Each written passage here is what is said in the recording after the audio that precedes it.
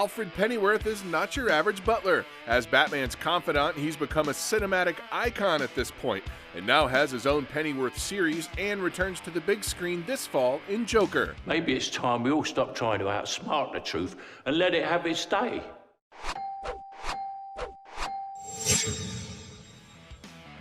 Alan Napier played the first Pennyworth in Batman, the series starring Adam West that premiered in 1966. Napier had never heard of Batman when his agent called about the show, but recognized the opportunity of the role, and years later titled his autobiography, Not Just Batman's Butler. Interestingly, Pennyworth had actually been killed off in the comics just before the series premiered, but after the popularity of the show and particularly Napier's performance, he was brought back. You're welcome, sir, miss. One of Napier's closest friends, Michael Gough, actually became the next famous Pennyworth and was one of only 2 actors to appear in each of the Batman, Batman Returns, Batman Forever, and Batman and Robin films. Pat Hingle, as Commissioner Gordon, was the other. That's not exactly what I had in mind, sir.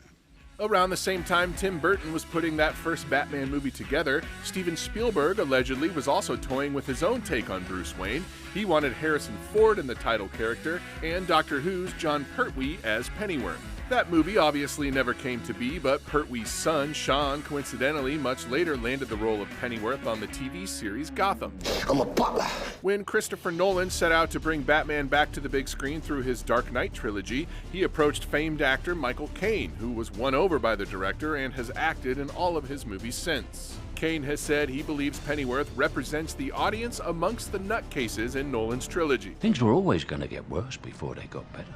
In the more recent Batman v Superman Dawn of Justice and 2017's Justice League, Penny Dreadful star and former James Bond Timothy Dalton was rumored for the Pennyworth role, but Jeremy Irons was eventually cast. Even you got too old to die young. Although another Penny Dreadful star, Douglas Hodge, did land the Pennyworth part in Joker, the highly anticipated Joaquin Phoenix movie. Ralph Fiennes voiced Pennyworth in the recent The Lego Batman movie, which is interesting because he was once considered for Bruce Wayne in 1995's Batman Forever, but lost out to Val Kilmer. A man's gotta go his own way. Finally, an Alfred Pennyworth origin story premiered this summer, and although audition tapes of Outlander's Tom Brittney reading the title role leaked, it was the Imitation Game's Jack Bannon who landed the part. I didn't get your name. Pennyworth. As much as Alfred Pennyworth has dominated the big and small screens lately, his future is not as bright in the comic books. The beloved character was just recently killed by Bane, perhaps this time for good. Why do we force? So that we can learn to pick ourselves up.